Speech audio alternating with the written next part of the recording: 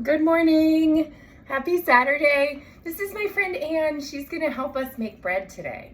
And why are we making bread on a rainy day? Well, it's not going to rain yet, but this is why I'm wearing my all rise shirt, and it will, give it some moral support. Now, Anne and I were in Charlottesville for the last few days, and we ate dinner at Dooner's, and they make this really good homemade bread. And I said to her, I was like, the crust on this reminds me of my great-grandmother's Dilly Bread. And making bread in 15 minutes, we're not gonna get there, okay? So I'm not preheating the oven, but what you do need to know is when you cook it, it needs to be at 350. But we have to let it rise. We're gonna punch it down, it rises again. But we're gonna get you there, and we're gonna talk about the chemistry of the whole thing.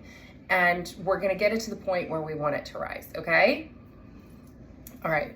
Anne's a little nervous. She's never done this before, so be nice to Anne, okay? So this is what we're gonna do. I need you to take, see that measuring cup? Yes. We need warm water. I need it a little warmer than lukewarm, okay, but not hot, okay? So this is the thing. If you get your water too hot, you will kill your yeast. If you get it too cold, it won't. Right. So we need 1/4 of a cup.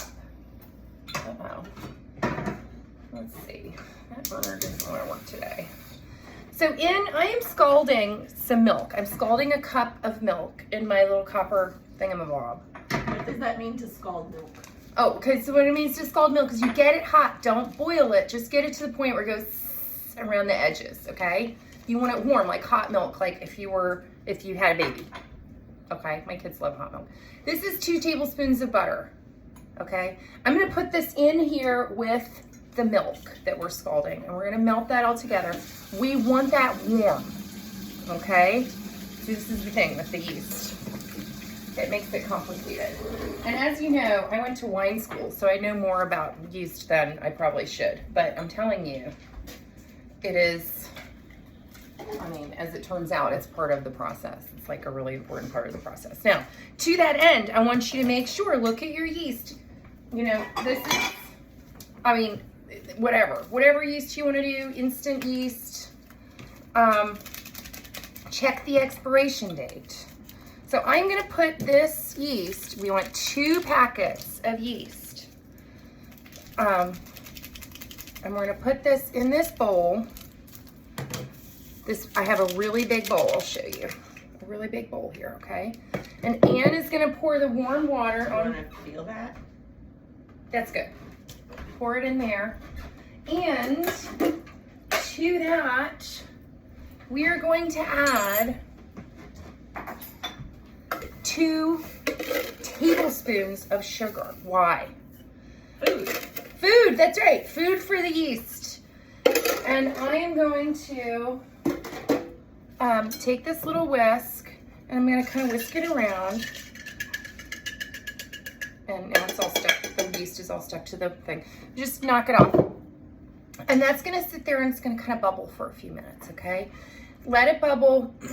And then when, after that's kind of doing its thing, and if it doesn't start bubbling, your yeast might be dead and you might want to start over.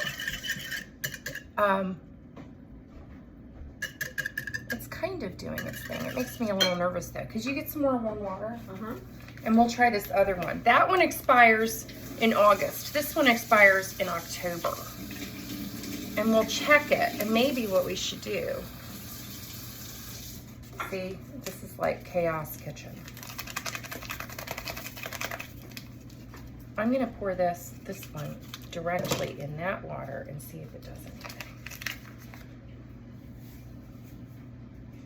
With 1 tablespoon, since it's 1 packet, and see what it does.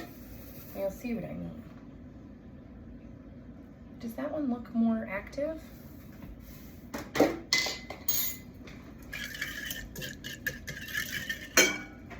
it doing anything? See, now look. I might not be able to post this. Just as I was getting comfortable. It's the same. It's fine. It's raining today anyway. Everything might turn out poorly. So the milk is slowly getting to the point where it needs to be. We're sort of just melting that. I'm going to get a tiny get that butter in there. Now, why do we want the milk scalded? Well, we want it to be warm. You don't want it right out of the fridge, and use whole milk, okay? But we don't want it, again, we don't want it so hot that it's gonna kill the yeast. Is that one bubbling? Not really. Is it supposed to fizz like a No, it soda, doesn't. or- No, it doesn't fizz like a soda. I think it's fine. If it's sort of bubbly, that means that it's breathing, okay? I mean, here we are at 5.5 minutes. I'm talking about the yeast. Okay, so what we're gonna do at this point is we want to add, well, let's let that yeast bubble for a minute. Now, that's right. This one smells very yeasty. Does that matter? Oh, they're fine. Okay. So now we're going to add, and this is why, you know, it kind of doesn't matter, because we're going to add warm milk, we're going to add cold cottage cheese, we're going to add a cup of cottage cheese. Now look, this is one of those, it's the lactate one, but it's, you know, this is 2 cups. So we're going to add half of the container, okay? And at the same time, I mean, you can kind of eyeball this, all right? We're gonna add this egg, okay? And we're in the egg was room temperature. It doesn't have to be, but it kind of helps to keep from everything. And I'm just gonna whisk this a little bit. All right. Now the milk is pretty much scalded, okay? You see how it's a little bit bubbly and it's hot? I'm gonna take that off the heat. I'm gonna let it sit there while I add the other stuff. Now I want you, oh shoot. Unfortunately, this is what we have to do. You need to add 6 of these. We want 2, is it 2 tablespoons? 1 tablespoon. 1 tablespoon of this like dried ridiculous onion. 1 tablespoon is 3 teaspoons. So add 3 of those. I'm sorry. To that. Total amount 3. is 1 teaspoon. 1 tablespoon. Okay, so 3 teaspoons. Right. And Like somewhat level teaspoons. Yeah. 1, 2, 3. okay. Now we also, with that same spoon, add 2 teaspoons of dill seeds. Dill seeds, not the weed, not the, you know. And you guys know, like dill seeds, it's like it's related to carrots and fennel and all the other things, the umbelliferae. Now look, salt, a teaspoon of salt. All right. Now, and then a 1/4 teaspoon of baking soda. Not powder, soda. You know, baking powder is a mixture. You want to do that one? Mm-hmm. Baking powder is a mixture of baking soda and cream of tartar. Okay? And then they add sometimes things to make it flow better. Yeah, there you go. Now we're going to whisk all this up. And before it gets too cold from that cottage cheese, but since the cottage cheese is in there and will mediate this, I am going to put in, shoot, maybe we're going to, What do you want? I'm going to do that.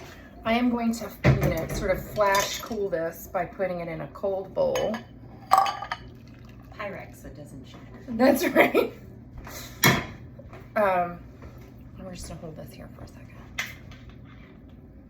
and let it dry. And make sure, not dry, let it cool off. Now, one of the things we can talk about too, while I'm waiting for this to cool off a little bit, I'm just gonna make sure we have everything. Yes, we do. Other than the flour, of course. You can do different things. I have done rosemary in this bread instead of the dill seeds. You can add like shredded cheddar cheese, which is really good. You know, make like a dill cheese bread, or you can use then, you can make garlic cheese bread. What you don't take out the cottage cheese though, because that is part of like the moistening agent, okay? So even if you add cheddar cheese, leave the cottage cheese in. Full fat cottage cheese? Well, I use the well that is, yeah, it's 4%. 4%, yeah. So I use the lactate one because that's the thing. And I use lactose-free milk because that's also a problem of mine. Okay, so I'm gonna, let me just check. Oh yeah, this is cold enough. Shoot. Here. Oh, sorry. Now add in this hot milk in with the cold cottage cheese, and it should stay sort of room. Yeah, perfect. It's lukewarm. It's not gonna kill the yeast. So now we need to add 5 cups of flour. Now, Anne is gonna do that, or we're gonna bring that over. I'll clear this and take some of this trash, our wasted yeast. There you go. You just add 5 cups of flour, and you're just kind of like put one in, and then we'll stir it. Oh. What? There, go ahead. And I'm gonna stir it while she's adding it.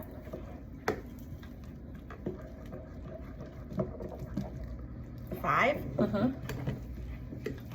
I have more in the thing if we need it. The thing. Yeah. Pantry. You know what I mean? Yeah. Okay. And it should get harder and harder to stir. Go ahead. That's 4. Mm-hmm.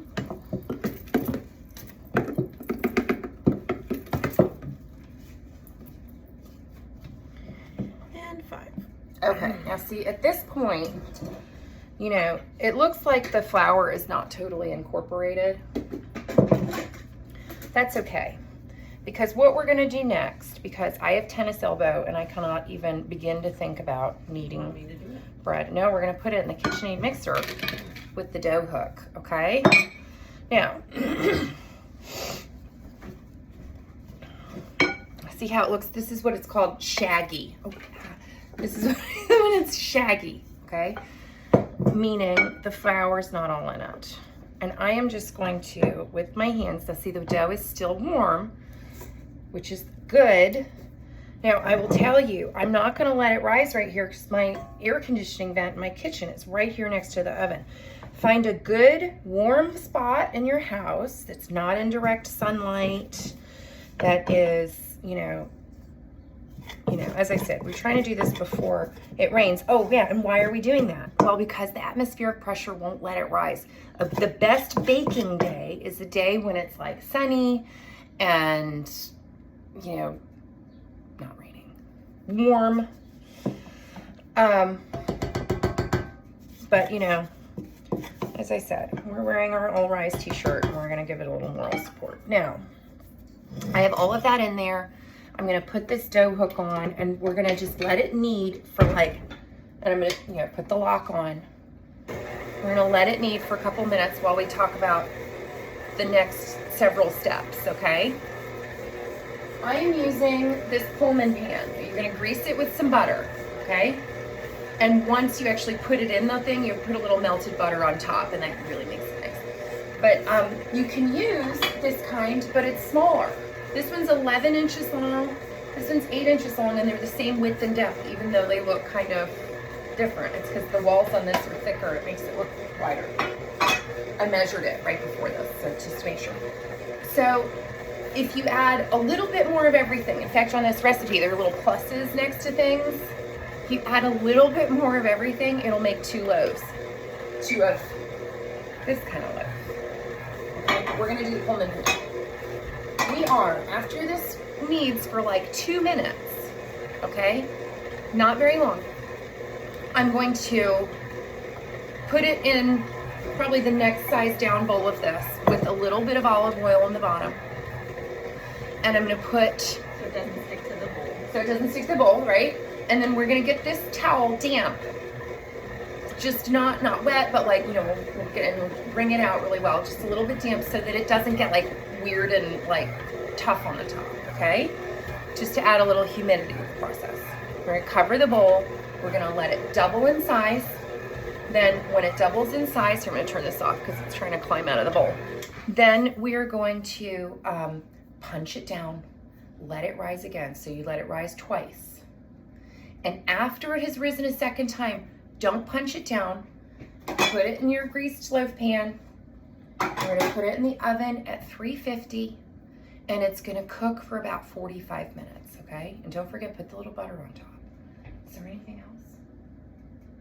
I think that's it. I'll show you the, oh, shoot.